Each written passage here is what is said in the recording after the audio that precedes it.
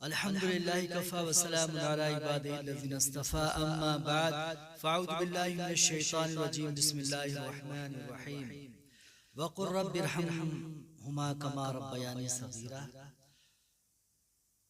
सदक़ल्लाहुल अलियुल अज़ीम व सदक़ रसूलुहुन नबियुल अमीनुल करीम व नहनु अला ज़ालिका लमिनश शाहिदीन वश-शाकिरीन वल्हम्दुलिल्लाहि रब्बिल आलमीन। प्यारे नबी सल्लल्लाहु तआला अलैहि वसल्लम की मोहब्बत और अक़ीदत का इजहार करते हुए दुरूद सलाम का नज़राना पढ़ रहे हैं। अल्लाहुम्मा सल्लि व सल्लिम व बारिक अला सय्यिदिना मौलाना मुहम्मद मअअल जूद वल करम सल्लल्लाहु तआला अलैहि वसल्लम। प्यारे नबी सल्लल्लाहु तआला अलैहि वसल्लम का फरमान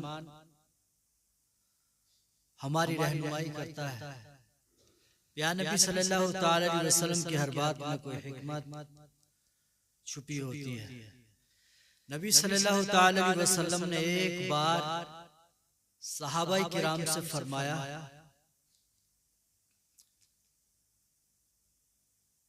मिनल कबाई, बड़े गुनाहों में से है शत्मुर रजुली वालिदै, माँ बाप को गाली देना। सहाबाए किराम ने पूछा, हल यश्तमुर रजुलु या रसूलल्लाह सल्लल्लाहु अलैहि वसल्लम, या रसूलल्लाह क्या कोई अपने माँ बाप को भी गाली देता है? प्यारे नबी सल्लल्लाहु अलैहि वसल्लम के इस फरमान पर सहाबाए किराम ने बड़ी हसरत और बड़े ताज्जुब के साथ पूछा, या रसूलल्लाह क्या कोई अपने बड़ों को भी गाली देता है, अपने माँ बाप को गाली देता है? प्यारे नबी सल्लल्लाहु अलैहि वसल्लम ने फरमाया, क़ाला नाम, फरमाया जी अपने माँ बाप को भी गाली देता है। अपनों का एहतराम, अपनों की इज्जत बजा लाना ये जिम्मेदारी होती है। और जो छोटे अपने बड़ों का एहतराम करते हैं, बड़ों से मोहब्बत करते हैं या माँ बाप से मोहब्बत करते हैं, अल्लाह तबारक व तआला उनकी जिंदगी में सुकून अता फरमाता है। प्यारे नबी सल्लल्लाहु अलैहि वसल्लम से हैरत के साथ पूछा, या रसूलल्लाह सल्लल्लाहु अलैहि वसल्लम क्या कोई अपने माँ बाप को गाली देता है? हुजूर ने फरमाया, जी देता है। सहाबाए किराम ये जानना चाहते थे आखिर किस तरह कोई अपने माँ बाप को गाली देता है। तो हुजूर सल्लल्लाहु अलैहि वसल्लम ने फरमाया, यसुब्बु अबर रजुली वालिदाहु, जब तुम में से कोई शख्स दूसरे के बाप को गाली देता है, फयसुब्बु अबाहु, वो लौट कर उसके बाप को गाली देता है, वयसुब्बु उम्महु फयसुब्बु उम्महु। प्यारे नबी सल्लल्लाहु अलैहि वसल्लम ने फरमाया, तुम में से कोई अगर किसी की माँ को गाली देता है तो वो लौटकर उसकी माँ को गाली देता है। आया कि ये इसी तरह है जैसा तुमने अपने बाप को गाली दिया, अपनी माँ को गाली दिया। अब जरा जाने, जरा समझें, अगर कोई इंसान किसी के बाप को गाली देता है तो अल्लाह के नबी के फरमान की हिकमत क्या है? वो अपने बाप को गाली देता है। अगर कोई किसी की माँ को गाली दे रहा है, वो अपनी माँ ही को गाली दे रहा है। जरा सोचें, अल्लाह के नबी सल्लल्लाहु अलैहि वसल्लम फरमाते हैं, अल मुस्लिम व अखुल मुस्लिम, मुसलमान मुसलमान का भाई है। ये मजहबी रिश्ते की बात हो रही है। और अगर हम इंसानियत के एतबार से देखें, तख्लीक के एतबार से देखें, तो सारी मखलूक इंसानी बनी आदम है और सब हजरत आदम अलैहिस्सलाम की औलाद है। तो जाहिर सी बात है, अगर हम किसी की माँ को गाली दे रहे हैं, आया कि हम अपनी माँ को गाली दे रहे हैं, तो ये ना समझें हम मुसलमान होकर हम अपने आप को अगर मुसलमान कहलाना पसंद करते हैं तो हम ये जानना भी जरूरी समझें इस्लाम क्या है, इस्लाम की तालीमात क्या है, प्यारे नबी सल्लल्लाहु अलैहि वसल्लम क्या फरमाते हैं। अल्लाह के नबी सल्लल्लाहु अलैहि वसल्लम के फरमान को समझने की जरूरत है। मिनल कबाइर, बड़े गुनाहों में से है। अल्लाह के नबी सल्लल्लाहु अलैहि वसल्लम के फरमान की हिकमत को जाने, अगर हम तावील करते हैं आगे जाते हैं तो वालिदैन अपने घर के अंदर लायक एहतराम होते हैं और औलाद पर लाजिम आता है उनकी ताज़ीम करे, उनकी खिदमत करे। तो यहाँ जानने वाली चीज यह है, अगर हम किसी के बड़े को गाली देते हैं, अगर कोई किसी की पार्टी का, किसी जमात का लीडर है, रहनुमा है, अगर हम उसके बारे में लपकुशाई करते हैं और जैसे उनको मौका मिलता है उनकी महफिल सजती है, उनका प्रोग्राम होता है, तो वो लौट कर उन पर वार करते हैं, उनके बारे में लपकुशाई करते हैं, वो अब अपने लिए हलाल समझ लेता है कि अब उसके बारे में कुछ कहा जाए। क्योंकि जब हमने किसी के लीडर को निशाना बनाया और चाहे उनकी खामियां थी लेकिन हमने उनकी बुराइयों को हाईलाइट किया, तो उसने लौट कर हमारे रहनुमा, हमारे कायद, हमारे पीर, हमारे बड़े, हमारे मुर्शिदीन, उनको निशाना बनाया। अगर हम ये चाहते हैं कि हमारे किसी बड़े को निशाना ना बनाया जाए, हमारों को इज्जत के साथ याद किया जाए, तो तुम अपनी जिंदगी के लिए ये लाजिम कर लो, जिस मैदान में उतरो उस मैदान में हक का दामन मत छोड़ो, अखलाक का दामन मत छोड़ो, जो बात करो हक के दायरे में करो और अल्फाज की मर्यादा को नजर में रखकर करो किसी के बारे में भी।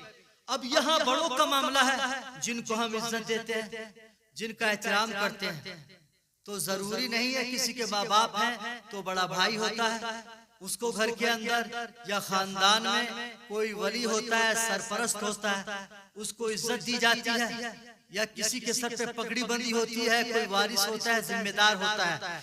तो ऐसी सूरत में भी हमें इस चीज का लिहाज रखना चाहिए, जो किसी का लीडर हो या बड़ा हो, चाहे घर के अंदर हो या कंपनी में हो या पार्टी, किसी दल में, किसी जमात में हो, अखलाक के साथ इंसान को पेश आना चाहिए।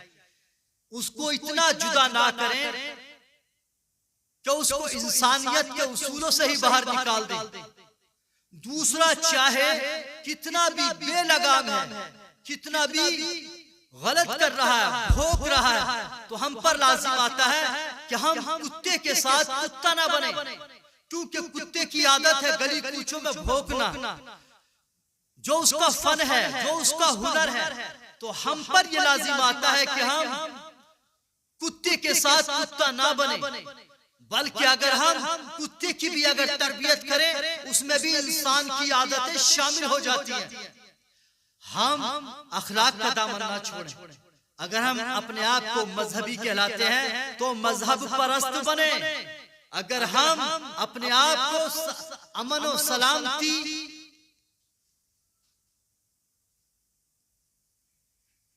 रसूल आज़म सल्लल्लाहु अलैहि वसल्लम की मोहब्बत कि अगर हम दावेदार हैं, अमन और सलामती का परचम लहराते हैं, तो हमारी जिम्मेदारी बनती है रसूल आज़म सल्लल्लाहु अलैहि वसल्लम ने जो फरमान हमारी हिदायत और रहनुमाई के लिए पेश फरमाए हैं, जिसमें हमारी कामयाबी है, जिन पर अमल करने के बाद ही हमको इज्जत मिलने वाली है।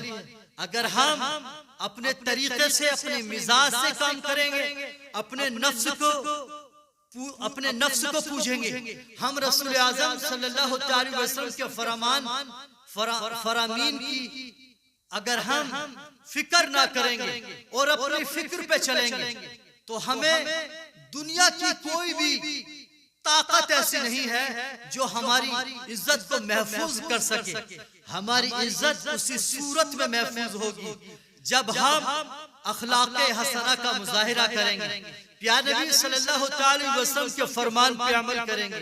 हम चाहे जहां भी हो, जिस मैदान में हो, किसी भी महकमे में हो, हम अल्फाज और अखलाक की मर्यादा में रहते हुए हम कलाम करें, हम भाषा दें, हम बयान करें, अल्लाह तबारक व तआला हमको इज्जत अता फरमाएगा। ऐसा नहीं है अगर किसी इंसान के अल्फाज सख्त हैं, अगर किसी इंसान का लहजा शदीद है जो हमको ना पसंद आता है, तो मेरे भाई हम उसके लहजे को नरम करने के लिए, उसको अखलाक सिखाने के लिए रसूल आजम सल्लल्लाहु अलैहि वसल्लम की जिंदगी पे गौर करें। हम रसूलुल्लाह सल्लल्लाहु अलैहि वसल्लम की सुन्नत पे अमल करें। अल्लाह तबारक व तआला हमारे माहौल को बेहतरीन फरमा देगा। अल्लाह तबारक व तआला की बारगाह में दुआ करें, अल्लाह तबारक व तआला हम सबको रसूल आज़म सल्लल्लाहु अलैहि वसल्लम के फरमान पे अमल की तौफीक अता फरमाए। आयत करीमा को जो मैंने इस बात में मौजूए सुखन बनाया है, अल्लाह के नबी सल्लल्लाहु अलैहि वसल्लम फरमाते हैं वक़ुल रब्बिरहमहुमा कमा रब्बयानी सगीरा। अल्लाह का कलाम है, प्यारे नबी सल्लल्लाहु अलैहि वसल्लम की ज़बान मुबारक से अल्लाह का कलाम हमारी रहनुमाई फरमा रहा है। प्यारे नबी सल्लल्लाहु अलैहि वसल्लम क्या फरमा रहे हैं? जो हदीस पाक रसूल आज़म सल्लल्लाहु अलैहि वसल्लम की बहन है, हम सब की रहनुमाई के लिए उसको पेश किया है। अब एक आयत करीमा अल्लाह तबारक व तआला का फरमान है, महबूब सल्लल्लाहु अलैहि वसल्लम आप फरमा दीजिए, अगर तुम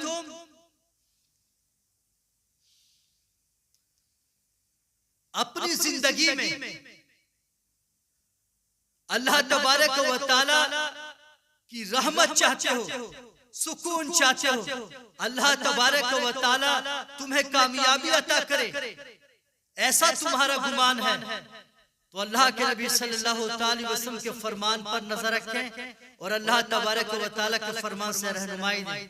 अल्लाह तबारक व तआला ने फरमाया, महबूब सल्लल्लाहु अलैहि वसल्लम आप इनको तालीम फरमाइए, इस तरह अल्लाह की बारगाह में दुआ करो, ए मेरे रब तू हमारे साथ इस तरह नरमी फरमा जैसा कि कमसिनी में, बचपन में हमारे माँ बाप हमारे साथ किया करते थे।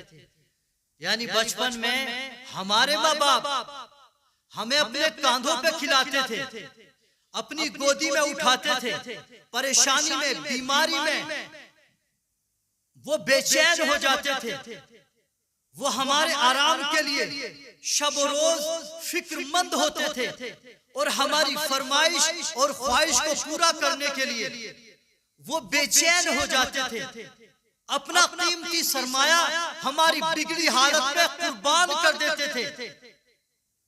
तो जैसा बचपन में उन्होंने हमारे साथ किया, तो बुढ़ापे के आलम में हमें उनके साथ वैसा ही करना चाहिए। उन्हें बीमारी में अपने हाथ फैलाकर अल्लाह तबारक व तआला के दरबार में उनसे मोहब्बत का सबूत पेश करना चाहिए, उनकी खिदमत करना चाहिए, उनके साथ हुस्न सलूक करना चाहिए। अगर वो बीमार हो तो हमें अपनी रातों की नींद उन पे कुर्बान कर देना चाहिए। ये मतलब है इस कुरान की आयत का। जैसा कि बचपन में उन्होंने हमें खिलाया पिलाया, हमारी देखभाल की, हमारी परवरिश की, तो उनको खुश करने के लिए हमें भी अल्लाह तबारक व तआला का दिया हुआ सारा सरमाया अपने माँ बाप के हक में कुर्बान कर देना चाहिए। तो अल्लाह तबारक व तआला से दुआ है, अल्लाह तबारक व तआला हम सबको रसूल आज़म सल्लल्लाहु अलैहि वसल्लम के फरमान पे अमल की तौफीक अता फरमाए।